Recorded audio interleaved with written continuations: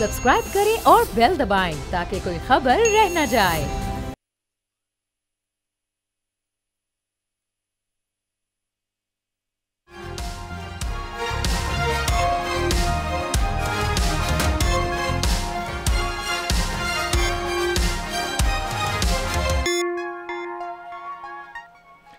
नाज़रीन अस्सलाम वालेकुम। तब्दीली विद डॉक्टर दानिश के साथ हाजिर हैं। 8 फरवरी 2024 का इलेक्शन हो गया। इलेक्शंस के बाद जो नताइज सामने आए हैं वो भी आप तक पहुंच चुके होंगे। उस नताइज को बहुत सी सियासी जमातें मानने को तैयार नहीं हैं। हम देख रहे हैं कि सियासी एहतजाज भी जारी है और सियासी जोड़ तोड़ भी जारी है।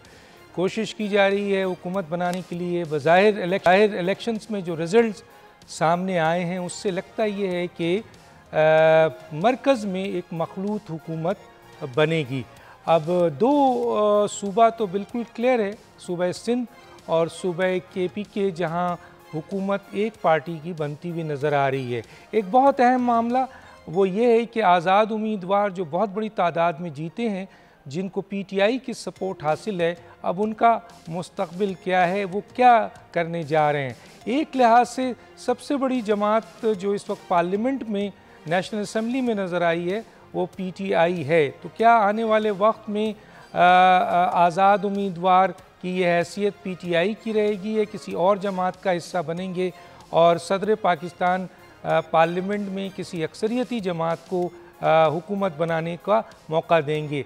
तो बज़ाहिर ये भी लग रहा है कि जिस तरह के नंबर्स हैं, इस नंबर्स को, जो नंबर हमें इस वक्त नज़र आ रहे हैं, जो क्लेम किया जा रहा है वो कुछ और है, लेकिन जो नंबर नज़र आ रहे हैं उसमें लगता है कि एक मखलूत हुकूमत बनेगी। अब इस मखलूत हुकूमत में PTI, आज़ाद अरकान जो हैं वो Peoples Party, PMLN major options है।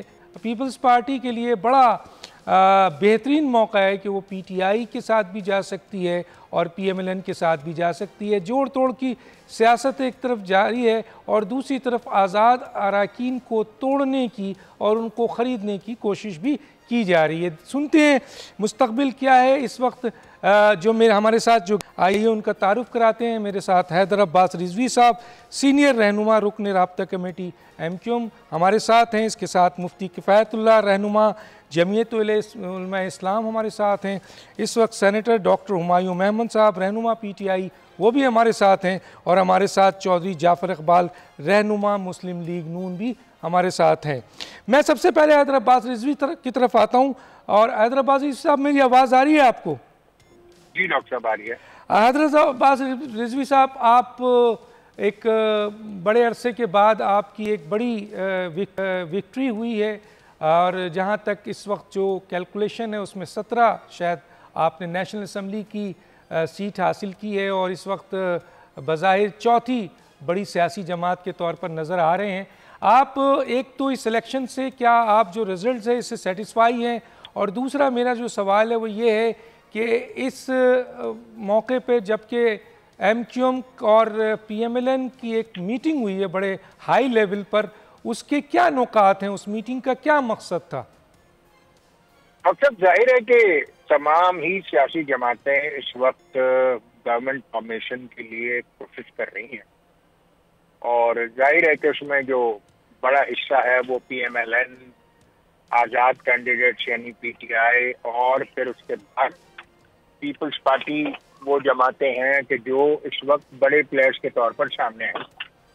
इसके बाद MQM का नंबर आता है तो जाहिर है कि हमें अपनी सूरत हाल को सामने रख कर इस तमाम मामलात को बारीक बीनी से देखना है और उसमें गुफ्तगू का जो सिलसिला है वो चल रहा है, मुशावरत का सिलसिला चल रहा है और उसमें पहली जो मुलाकात हुई है MQM की वो PMLN के साथ हुई है और उसमें अभी देखना ये पड़ेगा कि उसकी तफसीलात क्या है। वो अभी तक हमें अंदाजा उसका इसलिए नहीं हो सका कि हमारी राब्ता कमेटी आज वापस आई है और आकर राब्ता कमेटी से बाकायदा मीटिंग होगी और उसके बाद हमें ब्रीफ किया जाएगा कि वहाँ क्या गुफ्तगू हुई है। अच्छा सर, मैं यहाँ पर एक बात पूछना चाहता हूँ जिसकी निशानदेही आपने भी की, मुस्तफ़ा कमाल ने भी की, फ़ारूक सत्तार साहब ने भी की, डॉक्टर खालिद मकबूल सिद्दीकी ने भी की, कि हमारे 3 नुकात हैं।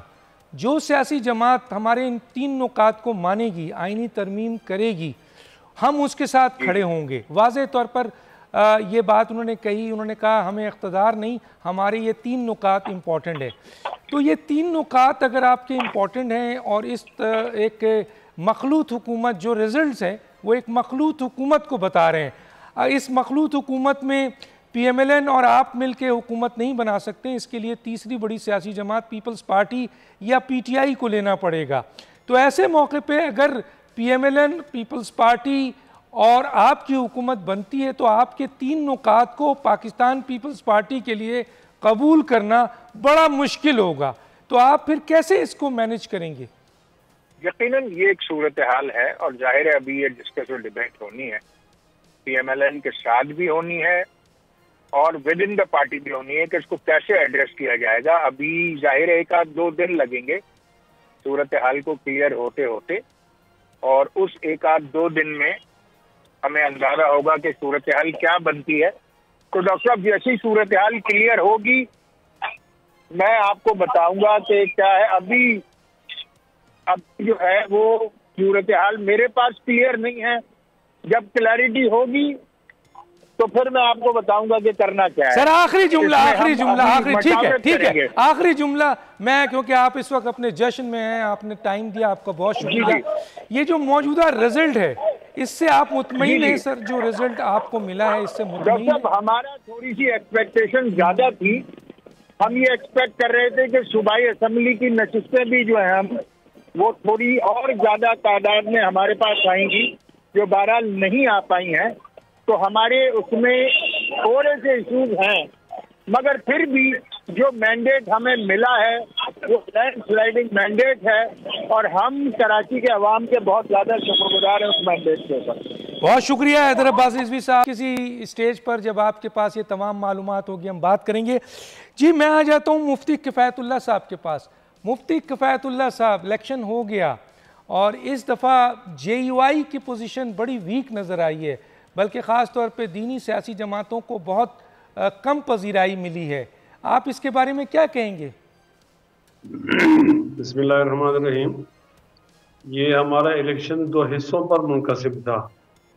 एक वो जो 12 साढ़े 12 तक आवाम की वोट की गिनती होती रही, और एक वो हिस्सा था जिसके अंदर फिर बंदर बांट। तो अगर वो पहली वाली गिनती होती और उसके अंदर हमें हिस्सा ना मिलता और इलेक्शन किसी भी शक और शुबह से बालातर होता तो फिर तो कोई शिकायत की बात नहीं थी। लेकिन बाद में जब किसी को हराना और किसी को जितवाना हो गया तो मशकूक तो हो गया। उस बंदर बांट पे हमें तशवीश है कि वो जो बंदर बांट हुई वो ठीक नहीं है, आवाम की राय का एहतराम नहीं हुआ। तो हमें तहफ़्फ़ुज़ात तो हैं, लेकिन चूँकि वो गौमों की कैफियत है, नी में देरूँ नी में बेरूँ, कुछ वाज़ेह मौक़िफ़ सामने नहीं आ रहा। तो हमारी जमात ने इजलास बुलाया है 14 तारीख को। तो 14 तारीख को हम इस पर सहराज से बहस करेंगे और फिर इंशाअल्लाह कोई। आपका एक स्टेटमेंट मेरी नज़र से गुजरा है और वो स्टेटमेंट ये है कि मियाँ नवाज शरीफ साहब अपनी शिकस्त तस्लीम करें। ये आपने कहा है और यह आपने भी कहा था कि जी जो है वो जैसे अभी आपने कहा है कि बंदर बाट हुई है तो एक ख़ास वक्त के बाद और आवाम के मैंडेट को तस्लीम नहीं किया। तो आवाम का मैंडेट आप किस तरफ देख रहे थे जिसे तस्लीम नहीं किया गया, और ये बंदर बाट किसके दरमियान हुई है, इसकी ज़रा निशानदेही करेंगे सर? देखें ना, PTI के लोगों को उन्होंने निशान नहीं दिया। अच्छा, बल्ले का निशान नहीं देना था तो गैर बल्ले का निशान दिया जाता, तो कोई निशान नहीं दिया गया। और ये मेरे ख्याल में सियासी तारीख की एक अनोखी सी मिसाल है। और इसके अंदर मुझे अफसोस से कहना पड़ता है कि इसके अंदर सिर्फ इस्टेब्लिशमेंट नहीं है बल्कि अदलिया पर भी एक सवालिया निशान आ गया है कि उनके जो फैसले हैं वो भी शक और शुबा के अंदर ही हैं, वो उससे बालातर नहीं है। ऐसा महसूस होता है जैसे पूछ के लिखा गया हो या लिख के पूछा गया हो। तो एक बात तो थी, फिर जब लोगों ने उसको नहीं देखा कि निशान एक है या ज़्यादा हैं या निशान मिला या नहीं मिला, और उन्होंने वोट दिए हैं, तो अब वो वोट तमाम के तमाम पड़ गए कि ऐसी जमात को जिसका कोई नाम ही नहीं है, वो आज़ाद आज़ाद कहलाते हैं। अब आज़ाद का एक नुकसान तो ये है कि पुराने ज़माने में ग़ुलामों को ख़रीदा जाता था, अब आज़ादों को ख़रीदा जाएगा। और बहुत अफसोस की बात है कि नए नस्ल को हम ये पैगाम दे रहे हैं कि इस हार्स ट्रेडिंग में रियासत भी मुलव्वस है, इदारे भी मुलव्वस हैं, और तमाम के तमाम लोग लगे हुए हैं बतकल्लुफ़ एक अक्सरियत को अक़लियत बनाने में और एक अक़लियत को अक्सरियत बनाने में। जहाँ ये नुकसान हुआ वहाँ ये भी नुकसान हुआ कि उनको मखसूस नशिस्तें भी नहीं दी जाएंगी। तो एक सूरत हाल के अंदर बहुत सारे सवालात उठते हैं। अगर उसी को तस्लीम किया जाता और उसी को चलने दिया जाता, दरमियान में नताइज को रोका ना जाता, तो चलो लोगों की मर्जी के खिलाफ थे, लेकिन ये तो कहा जा सकता है कि ये साफ और शफाफ इंतखाबात हैं। उसके बाद तो फिर चुल्लू शुरू हो गया। अब यानी तो ये झुर्लू किस तरफ गया सर? ये झुर्लू किस तरफ दिया, किसको दिया गया? और आपका एक बयान है कि मियां नवाज शरीफ साहब अपनी शिकस्त को तस्लीम करें। मैं बता रहा हूँ, वो जो चुल्लू है उस पर हमें बहुत ज़्यादा तशवीश है कि उसके बाद फिर बंदर बाट शुरू हो गई और आवाम की जो राय थी उसका एहतराम नहीं किया गया। मेरा जो बयान था वो हमारे NF-15 के हवाले से था। तो ज़ाहिर मियां नवाज शरीफ साहब भी उम्मीदवार थे, मैं भी उम्मीदवार हूँ था, और PTI के शहजादा गस्सासफ खान भी उम्मीदवार थे। तो इत्तेफाक से मैं भी हार गया हूँ और मियां नवाज शरीफ साहब भी हार गए हैं और PTI वाले जीत गए जो आज़ाद उम्मीदवार उनकी हिमायत याफ्ता थे। तो मैंने एक अखलाकी रिवायत की बात की, उनको मशवरा दिया है कि मैं खुले दिल से शिकस्त तस्लीम करता हूँ और जीतने वाले को मुबारकबाद देता हूँ। तो आप भी एक बड़ेपन का मुजाहरा करें और वो शिकस्त को आपने मेरे सवाल का जवाब नहीं दिया। मैं फिर आपसे पूछूंगा आगे चल के कि एक वक्त के बाद बंदर बाट किसके हिस्से में गई है, ये मैं ज़रूर पूछूंगा मुफ्ती किफ़ायतुल्लाह साहब। मैं ज़रा चौधरी जाफ़र साहब इस वक्त मेरे पास साथ भी हैं, मैं उनसे बात कर लेता हूँ। फिर मेरे दो मेहमान हैं जो इस वक्त मेरे साथ हैं, जनाब आपके कमर दिलशाद साहब भी हैं और सेनेटर डॉक्टर हुमायूं मेमन। इन दोनों के बड़े अहम बयानात हैं जो हमें लेने हैं। जी जनाब चौधरी जाफ़र इकबाल साहब, मेरी आवाज़ आ रही है? जी आपकी आवाज़ आ रही डॉक्टर साहब, बहुत शुक्रिया। चौधरी साहब, ये इलेक्शंस को कैसे देखते हैं? एक वक्त तक ये इलेक्शंस तकरीबन कोई 3-4 बजे तक बड़ा एक तरफ स्लाइड विक्ट्री नज़र आ रही थी, फिर 5 बजे के बाद इसमें तब्दीली आई और जो रिज़ल्ट आया है इससे सियासी जमातें मुतमईन नहीं हैं। क्या आप मुतमईन हैं सर? बहुत शुक्रिया डॉक्टर साहब। देखिए, इंसान के बनाए हुए निज़ाम और चीज़ों में हमेशा बेहतरी की गुंजाइश रहती है और बदकिस्मती से मेरा कबीला सियासतदान, हम पार्लियामेंट जब बन जाती है, पहुंच जाते हैं तो पिछली सारी चीज़ों को भूल जाते हैं जो हम पे गुजरी होती है। 2018 के इंतखाबात में भी कमोबेश यही सूरत हाल थी और फॉर्म 45 नहीं मिल रहे थे, हमारे पोलिंग एजेंट्स को बैठने नहीं दिया जा रहा था। इवन 2018 में खुद मुझे being a candidate 2 polling station visit करने से रोक दिया जो इन यूनिफॉर्म पर्सन्स थे वहां पे उन्होंने। और अभी भी फिर उसके बाद क्या हुआ कि पार्लियामेंट बन गई, हम भी पार्लियामेंट के अंदर गए, गवर्नमेंट गो PTI की बनी, फिर हमारे पास भी 15-16 माह रही।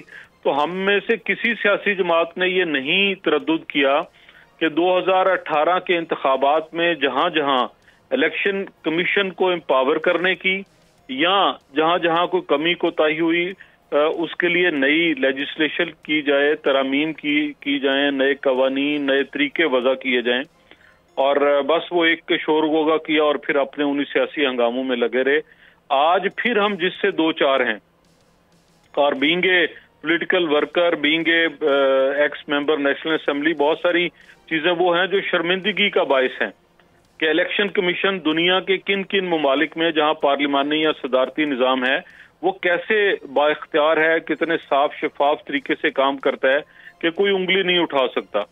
अब हमारे यहाँ हर दफा नया तजर्बा होता है, कभी अदलिया से इंतखाबात करवाने हैं, कभी इंतजामिया से करवाने हैं। अब अगली दफा जब आएगी तो हो सकता है कि वो इंतजामिया में से भी पुलिस को चुन लिया जाए या रेंजर्स को चुना जाए कि जी आप प्रिजाइडिंग ऑफिसर बने और आप ये जो है वो सारी जिम्मेदारी संभालें। तो अभी जिस बात पे उंगलियां उठ रही हैं और मैं भी हैरान हूं, मेरी जमात भी हैरान है, वो ये है कि आप 7-8 बजे तक जो रिजल्ट आए और उसके बाद 10 बजे तक उन्हीं जो है वो नताइज को बार बार दोहराया जाता रहा। अच्छा, जब उनको दोहराया जा रहा था, मेरे अपने हलके की अगर मैं बात करूं, इस दफा तो मैं कंटेस्ट नहीं कर रहा था, अदरवाइज मैं डिंगा एक कोने में है, लाला मुसा दूसरे में है, तो जो कैंडिडेट नजदीक जिसका डेरा या जिसका कैंप ऑफिस या इलेक्शन ऑफिस होता है, वहां से उन इलाकों से उसे रिजल्ट मिलना शुरू होते हैं और वो 2, 4, 6 जो है वो नशर होना शुरू हो जाते हैं, जहां कोई नुमाइंदा, कोई सहाफी दोस्त जो बैठे होते हैं, तो बज़ाहिर उन नताइज की बुनियाद पे कोई राय बनाने लग पड़ते हैं। अब यही हुआ, जो नताइज आए वो जिन हलकों से थे, जहां से आए, उसकी बुनियाद पे बहुत बड़े सीनियर जो हैं सहाफी, उन्होंने भी अपनी एक राय बनाना शुरू कर दी और कहना शुरू कर दिया। उसके बाद फिर अगला सवाल उठा इलेक्शन कराने वालों पे, इंतजामिया पे, जो डिप्टी कमिश्नर और एसी साहिबान और तहसीलदार और जितना अमला वो करवा रहा था, कि अगली सुबह तक फिर कोई नतीजा आने नहीं दिया गया। अच्छा, अब यकीनन ऐसा तो नहीं हो सकता कि पंजाब के अंदर या KPK के अंदर या इवन बलोचिस्तान का चलें, कुछ इलाकों का कर लें आप, लेकिन सिंध के अंदर कि वहां पे हमारे पास ट्रांसपोर्ट नहीं है, टेक्नोलॉजी नहीं है, या उन लोगों को कोई दिक्कत हो रही है वहां पहुंचने में या रिजल्ट कलेक्ट करने के। एक असिस्टेंट कमिश्नर, एक MNA के हल्के का रिटर्निंग ऑफिसर है, उसी हल्के MNA के हल्के के नीचे जो 2 सूबाई आते हैं उनके अलग से रिटर्निंग ऑफिसर है, तो कहीं कोई दिक्कत नहीं थी। अब वो जो अगले दिन 9-10 बजे तक रिजल्ट नहीं जारी किए गए और फिर ये कह दिया गया कि कोई रिटर्निंग ऑफिसर नहीं, अब ये इलेक्शन कमीशन जारी करेगा, तो इसने बहुत सारे सवाल उठाए हैं। और बहरहाल जीतने और हारने वाले दोनों ही साइड पे जो लोग हैं, उनको उनके जो नुमाइंदे इलेक्ट होकर पार्लियामान में जाएं, इन सवालों के जवाब देने भी चलिए सर, मैं यहाँ पर एक सवाल पूछ के फिर आपसे दोबारा एक अहम सवाल करूँगा। आप जो PMLN की रिजल्ट जो मिला है, इससे मुतमईन है या आप इस समझते हैं कि ये इसमें भी जो रिजल्ट है वो मुनासिब नहीं है? इंतज़ामी गलतियाँ आपने भी, सबने, इंटरनेशनल मुबस्सरीन, पूरी दुनिया कह रही है, सियासी जमातें कह रही हैं कि जनाब बहुत बड़ी इसमें कमी थी, लेकिन क्या आप अपने रिजल्ट से मुतमईन हैं? बस एक लफ्ज़, फिर मैं आगे जाऊं, फिर मैं दोबारा आपके पास आऊँगा। जी डॉक्टर साहब, रिजल्ट से कैसे मुतमईन हो सकता हूँ कि वो अफराद जो 85 से लेके आज तक कभी कोई इलेक्शन हारे नहीं और जो अपने हल्के के अंदर बहुत पॉपुलर हैं, और आपने उनके नताइज रोक लिए और सुबह उनको हरवा दिया, तो आप मुतमईन नहीं है। ठीक है, मैं आगे बात करूंगा। सेनेटर डॉक्टर हुमायूं साहब, कैसे देखते हैं इन तमाम चीजों को? सर बिस्मिल्लाहिर्रहमानिर्रहीम। देखें डॉक्टर साहब, इस तरह है कि मैं इसको इस तरह देख रहा हूँ कि ये एक ऐसा इलेक्शन हुआ है कि जिसके अंदर अगर हम जस्टिस अतर मिनल्ला साहब के एक नोट पढ़ें जो उन्होंने मेरे ख्याल में साइफर केस में लिखा था, और उन्होंने उसमें डिफ़ाइन किया था कि जेन्युइन इलेक्शंस क्या होते हैं। अगर हम उस लिहाज से, उस रेफरेंस के लिहाज से देखा जाए तो ये पाकिस्तान के ये इलेक्शंस किसी लिहाज से भी जेन्युइन इलेक्शंस के मेयार में पूरा नहीं उतरते। अच्छा, इसकी शुरुआत चीफ जस्टिस साहब ने ख़ुद की थी पाकिस्तान तहरीक इंसाफ से बल्ले का निशान लेके, और वो एक जो electoral process, free and fair electoral process को उन्होंने अनफेयर कर दिया था। और आज अगर किसी जगह पे ख़रीदो फरोख्त हो रही है तो उसका सेहरा सिर्फ और सिर्फ चीफ जस्टिस साहब के सर पे जाता है और किसी के सर पे नहीं जाता। तो thank you very much chief justice साहब, आपने बहुत अच्छा काम किया। ख़रीदो फरोख्त की मंडियाँ लगाने में आपका नाम सरे फहरस्त होगा। अब बात आ जाती है इस इलेक्टोरल प्रोसेस की। इस इलेक्टोरल प्रोसेस में हमने क्या देखा, जैसे अभी जाफर साहब बता रहे थे, मैं उसको थोड़ा सा डिफाइन कर देता हूँ। उसको जो मैं डिफाइन इस तरह करता हूँ कि इलेक्शन के रिजल्ट 6 बजे के बाद शुरू हो गए थे, 1%, 2%, 3%, और ये स्लो होते गए 7:30 बजे के बाद ये स्लो हो गए। जब 7:30 बजे के बाद ये स्लो हो गए तो उसके बाद जो नेक्स्ट चीज़ हुई थी वो ये हुई थी कि तकरीबन कोई 10-10:15 बजे के करीब जियो न्यूज़ ने एक स्लाइड चलाई। और मैं मुफ्ती साहब की एक बात पे बहुत कदर करता हूँ कि उन्होंने जो बयान दिया है और अपनी शिकस्त को किया है, ये एक बहुत अच्छी बात थी। ये चीज़ हर एक को करनी चाहिए। I agree with him and I respect him for that.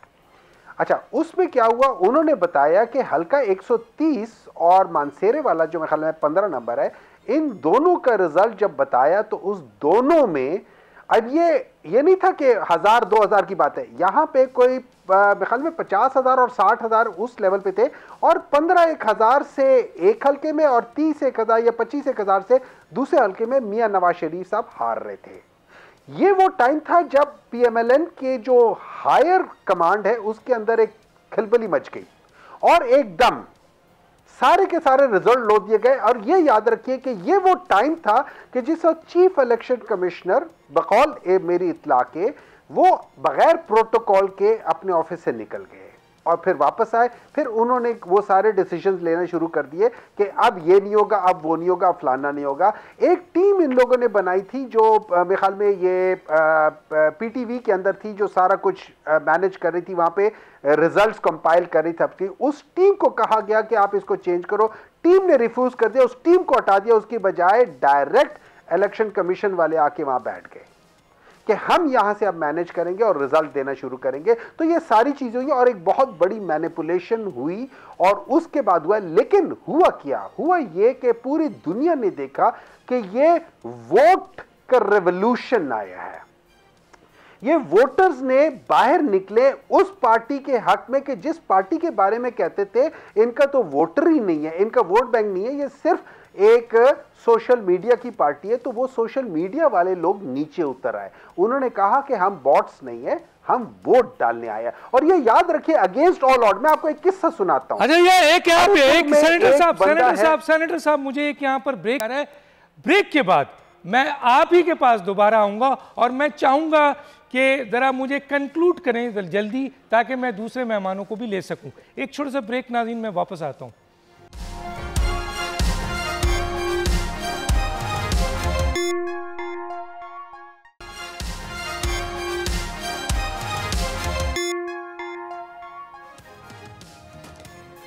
Welcome back ji. Senator doctor Humayun Memon साहब, मैं आप ही से शुरू करूंगा। सर, आप बता रहे हैं बहुत तफसील से, जाहिर है मैं ट्रांसमिशन में बैठा था, 3-4 बजे तक भी हमने देखा था। मैं जो यहाँ पे आपसे बात करना चाह रहा हूँ वो देखें, पीएमएलएन के जो चोई जाफ़र साहब ने कहा कि बड़े अहम तरीन पीएमएलएन के लीडर्स जो किसी साल नहीं हारे इस दफ़ा हार गए, क्या कहेंगे इस पर? देखिए जी, इस तरह है कि मेरे लिहाज से जो पाकिस्तान तहरीक इंसाफ के जो P45 फॉर्म्स हैं, अगर आप उनको लेकर चलें तो ख्वाजा आसिफ, मियां नवाज शरीफ और इस तरह के 30-40 और लोग हैं जो अपनी अपनी सीटें हार चुके हैं, उनको ये सीटें जितवाई गई हैं। अब सवाल उठता है, हम लोग बताते हैं कि भाई हमेशा जब भी कोई बात होती है कि जी इलेक्शन रिग्ड हुए हैं, तो हम मिसाल देते हैं 2018 की, हम मिसाल देते हैं 2013 की, हम मिसाल देते हैं 2002 की, हम मिसाल देते हैं 1984 की, हम मिसाल देते हैं 1990 की, वगैरह वगैरह वगैरह। इन सब चीज़ों में एक फैक्टर कॉमन है, हमें उस फैक्टर को भी एड्रेस करना होगा। जब तक हम लोग सारे ये नहीं करेंगे, हम लोग पाकिस्तान में जो जस्टिस अतर मिनल्ला साहब का नोट है जेन्युइन इलेक्शंस का, हम उस वक्त तक जेन्युइन इलेक्शंस की तरफ नहीं जा सकेंगे। हमें ये बसाते कौम हमने ये फैसला करना होगा। और ये याद रखिए, बहैसियत कौम हमने फैसला किया है पूरे 8 फरवरी, अच्छा 2 हुए, एक इलेक्शन 8 फरवरी को हुआ है और दूसरा इलेक्शन 9 फरवरी को है। 8 फरवरी के इलेक्शन में पाकिस्तान तहरीक इंसाफ जीत गई और 9 फरवरी के इलेक्शन में पाकिस्तान मुस्लिम लीग नून ने काफी सीटें ली हैं। तो इस तरीके से जब हम चलेंगे तो फिर ऑब्वियसली ये होगा। लेकिन व्हाट नेक्स्ट ये है कि इस वक्त हम नेक्स्ट ये देख रहे हैं कि इस वक्त पाकिस्तान तहरीक इंसाफ की जो P45 के लिहाज से जो सीटें बनती हैं, जो कि 30 से 40 बनती है, वो पाकिस्तान तहरीक इंसाफ को वापस दे देनी चाहिए for the sake of country, larger interest. वरना यही PDM 2, PDM 3, PDM 4 चलती रहेगी। और इस तरीके से अगर आप समझते हैं कि ये मुल्क आगे निकलेगा, ये याद रखें, अगर आप हिस्ट्री पढ़े और हिस्ट्री ना सीखे, अगर हिटलर ने हिस्ट्री पढ़ी होती और वो नेपोलियन की गलती रिपीट ना करता तो ही कहां होता। ठीक है, हमें हिस्ट्री को पढ़ना पड़ेगा। ठीक है, तो आप 30-40 सीटें मांग रहे हैं। अगर मैं ये सवाल रख देता हूं, इसका जवाब आगे चल के लूंगा।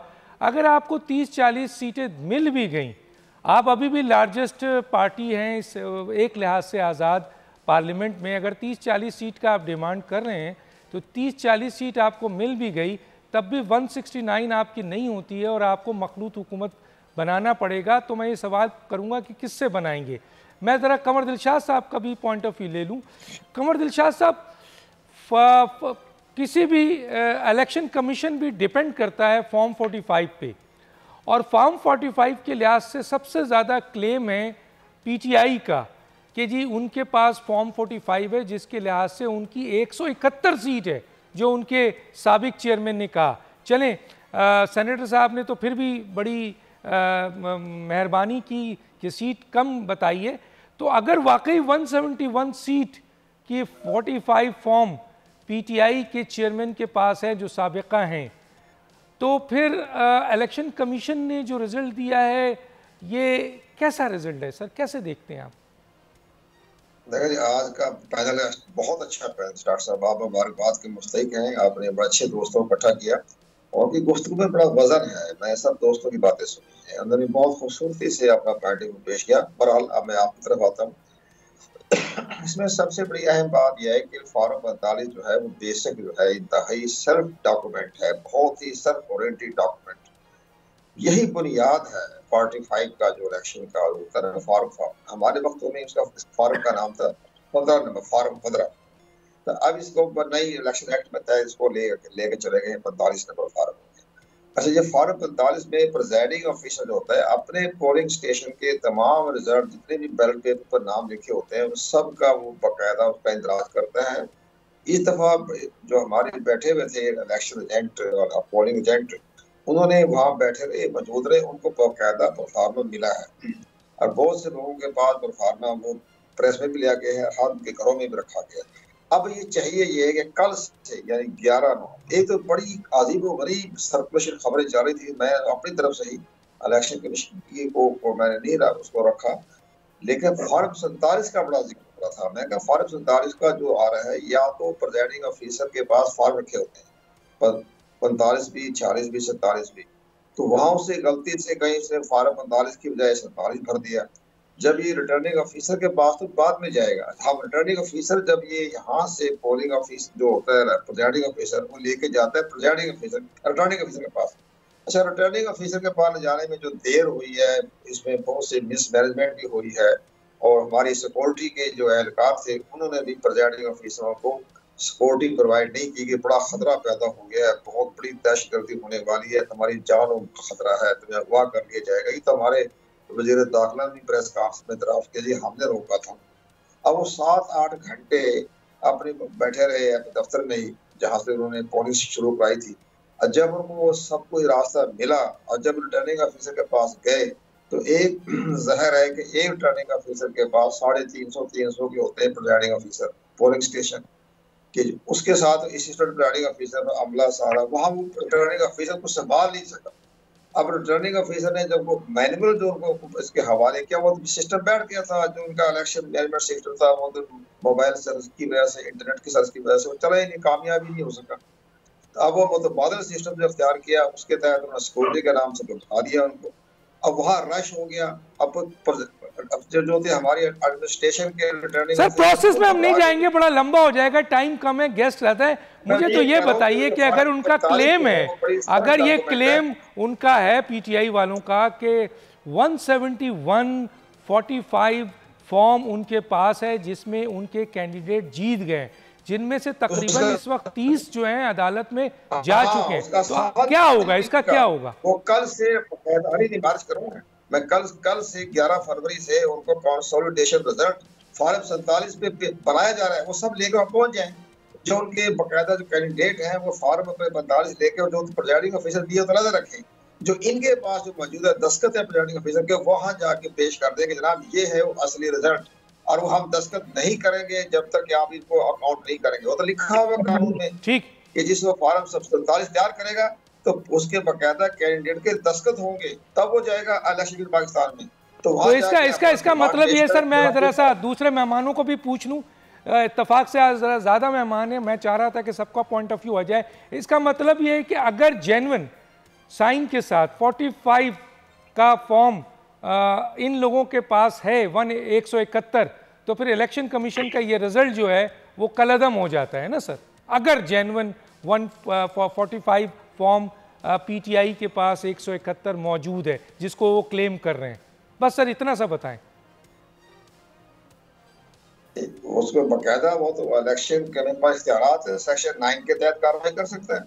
नहीं वो कहेगा जरा असली रिजल्ट तो ये है, इनके पास 45 है और ये 45 उसी की बेस पे बनेगा 45। ठीक सर, ठीक है। इसका मतलब ये है, इसका मतलब ये है कि 45 अहम दस्तावेजात है जो उसमें हैं, अगर इनके पास है तो ये बहुत बड़ा मसला होगा और ज़ाहिर है अदालतों में ये केस जा चुका है। मैं जनाब मुफ्ती किफ़ायतुल्लाह साहब की तरफ आता हूँ। मुफ्ती साहब, मखलूत हुकूमत बनने जा रही है, आपकी सीट तो 3-4 है, मौलाना साहब एक सीट से भी हार गए, आप कह रहे हैं कि ये जुल्लू पिला है। मुझे सर बताएं, टाइम आज कम है, ये आखिरी मौके पे जो आपने माना कि शुरू के रिज़ल्ट अच्छे हैं, तो तकरीबन 3 बजे तक तो कहा जा रहा है कि लैंडस्लाइड हो रही थी आज़ाद उम्मीदवारों की, अब वो जो भी आज़ाद थे, लेकिन उसके बाद जुल्लू फिरा है। तो ये जुल्लू किसके हिस्से में गया सर? आप तो बड़ा सच बोलते हैं, ज़रा बताएं सर। देखिए, ये पहली बार तो नहीं हुआ ना 2018 में। मैं पुराने की बात ही नहीं, पुराने को तो हम डिस्कस कर चुके हैं सर, इसका बताएं। तो वो पाकिस्तान मुस्लिम लीग नून को उसका फ़ायदा हो रहा है ना, अब जाहिर है पीपल्स पार्टी को भी फ़ायदा हो रहा है। तो वो तनासुब क्या है ये मुझे समझ नहीं आया, लेकिन कम अज़ कम इन दोनों पार्टियों को वो फ़ायदा हो रहा है। आप देख रहे हैं कि हमारी जमात वहाँ रोडों पर है सिंध के अंदर, और वो करीब के वो बता रहे हैं कि हमारे जहाँ पर लीड कम थी वहाँ लीड को तब्दील कर दिया गया। तो जो जिस तरह नतीजे आ रहे हैं उससे यूँ लगता है, पूरी तफसील तो बाद में मालूम होगी, और हमारे पार्टी का मौक़िफ़ भी आ जाएगा, 14 को इजलास हो रहा है, लेकिन पाकिस्तान मुस्लिम लीग नून बेनिफिशरी नंबर 1 है और पाकिस्तान पीपल्स पार्टी बेनिफिशरी नंबर 2। बड़ी बात कर दी सर आपने। मैं आता हूँ जनाब चौधरी जाफ़र साहब, आपने सुना होगा राय जनाब मुफ्ती किफ़ायतुल्लाह का कि जी इस जुल्लू, वो कहते हैं जुल्लू फिरा है, और इस इलेक्शन पर आपने भी अदम एतमाद किया है, और ख़ास तौर पे उनके हवाले से जब उनके आपके अहम तरीन लीडर्स हार गए, तो वो ये कह रहे हैं कि ये बेनिफिशरी आप हैं। चलें, एक तो इसका जवाब दीजिए, और थोड़ा सा टाइम हमारे कम है, ये बताइए कि बज़ाहिर तो मखलूत हुकूमत बनती हुई नज़र आ रही है, तो इस मखलूत हुकूमत में आप समझते हैं कि कौन सी जमात का वज़ीर आज़म होगा और वज़ीर आला पंजाब, 2 अहम ओहदे किधर जाएंगे अगर मखलूत हुकूमत में PMLN जाएगी? जी डॉक्टर साहब, बेनिफिशरी मुस्लिम लीग नून 18 में भी थी, बेनिफिशरी आज भी है, 2002 के इंतखाबात में भी नून लीग ही बेनिफिशरी थी, 2008 के भी नून लीग ही बेनिफिशरी थी।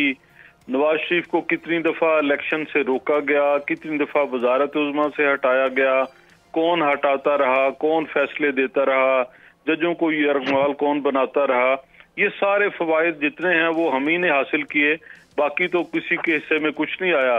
मुशर्रफ की हुकूमत में वजारतें किसने ली, इसका भी सवाल शायद करना मुमकिन ही होगा। वजारत आला KPK की कब मिली, कैसे मिली, कौन बेनिफिशरी था, उसका भी जिक्र करने की जरूरत नहीं है।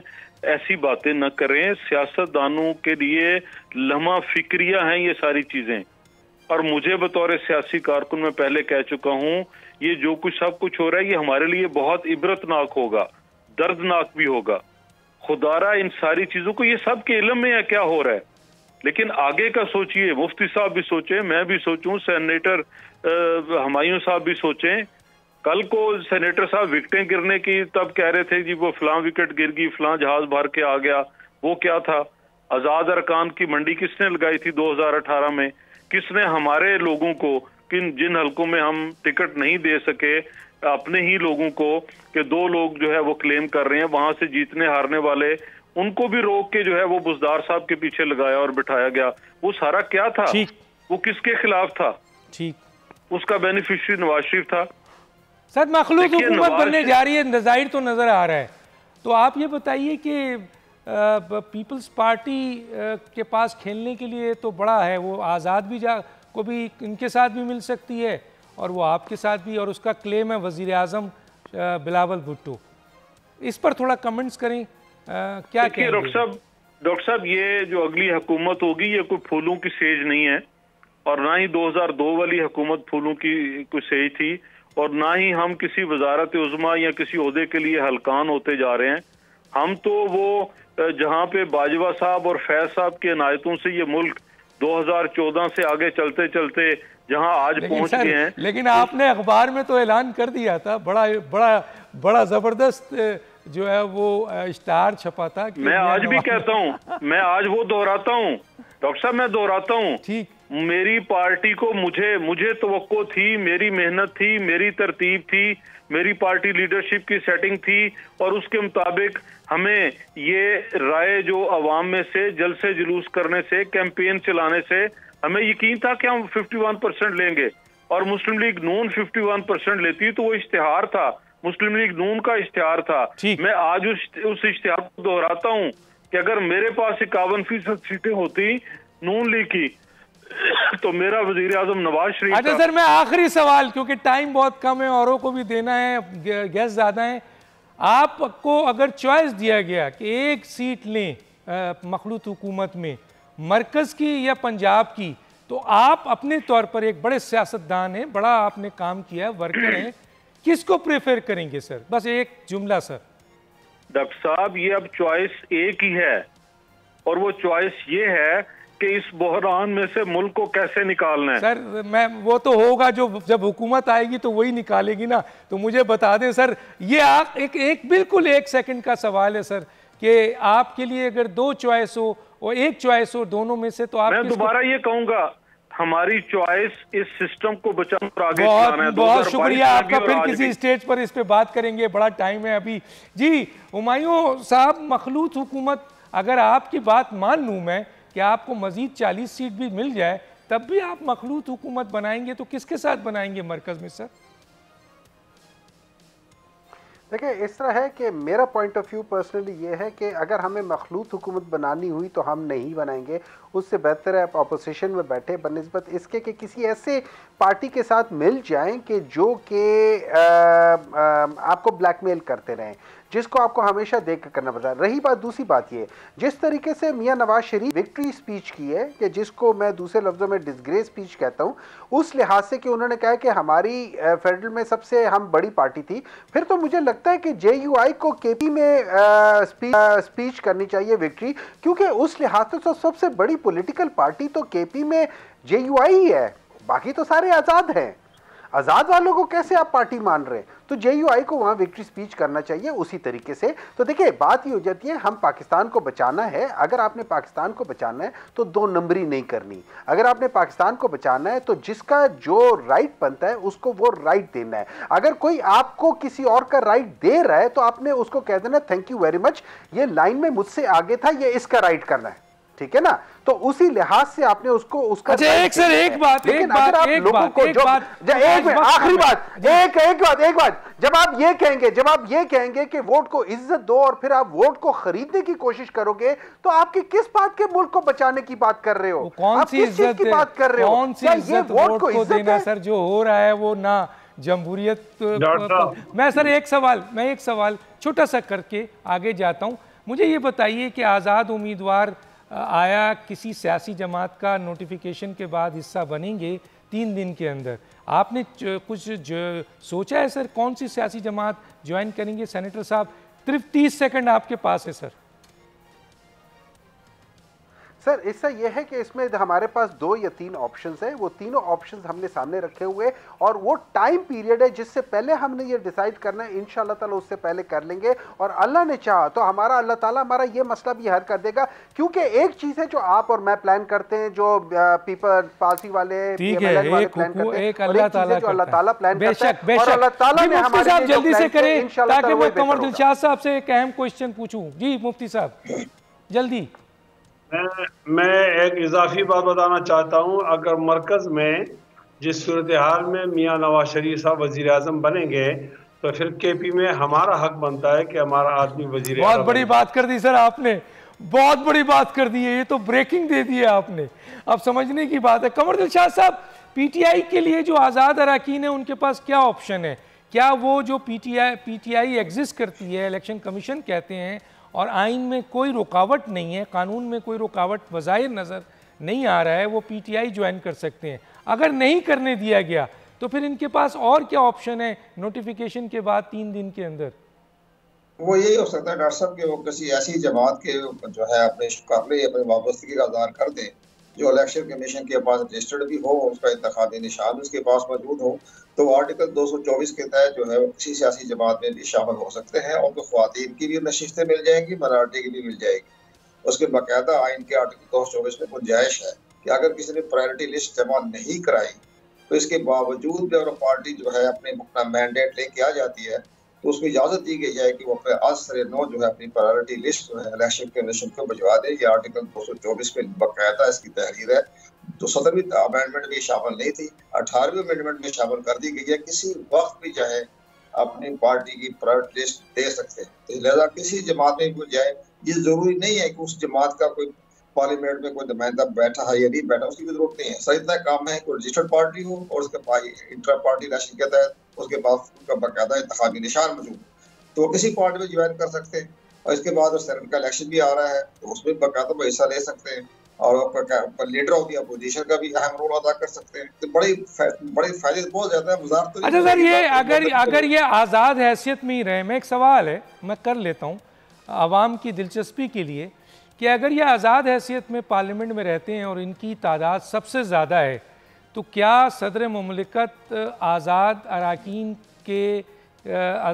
अरकान को कहेंगे कि वो अपनी अक्सरियत साबित करें और जो है वो ये कायदे अवान बन सकते हैं सर?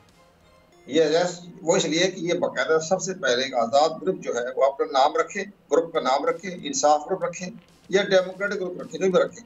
अब वो इंसाफ ग्रुप के नाम से अपना एक ग्रुप बना लेते हैं और इसके बाद 100 से ज्यादा इतने मेंबर है कौमी असम्बली में, और वो बाकायदा ग्रुप बना के ऐलान कर दे हमारा ग्रुप हो गया है, और उसके बाद वो स्पीकर को अपना लिस्ट प्रोवाइड कर देते हैं कि हमारा ग्रुप ये अप्लाएगा। तो प्रेसिडेंट पाकिस्तान आइन के आर्टिकल 91 के तहत जो कौमी असम्बली का इजलास तलब करेंगे तो उसके बाद वो कह सकते हैं कि अपना लीडर ऑफ द हाउस इंतखाब करें। अच्छा सर, एक आखिरी बात कि अगर फर्ज कीजिए पीटीआई ने किसी सियासी जमात को ज्वाइन करना है जो इनके लीडर ने भी कहा है, छोटी सियासी जमात को, चाहे वो वहदतुल मुस्लिमीन हो, चाहे वो मुस्लिम लीग ज़िया हो, थोड़ी देर के लिए मान लेते हैं कि ये मुस्लिम लीग ज़िया में अगर जम हो जाते हैं, चले जाते हैं, तो उसके बाद इख्तियारात पावर किसके पास होगी? आया पीटीआई के नुमाइंदे के पास होगी या जो जिस पार्टी में गए हैं उसके सरबराह के पास होगी सर?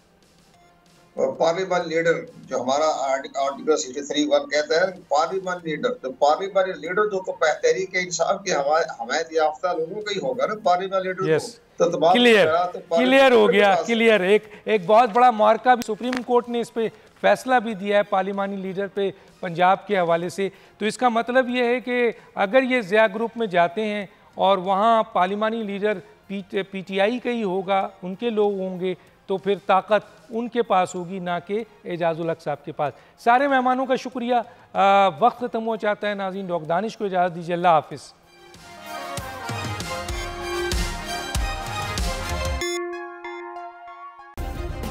सब्सक्राइब करें और बेल दबाएं ताकि कोई खबर रह न जाए।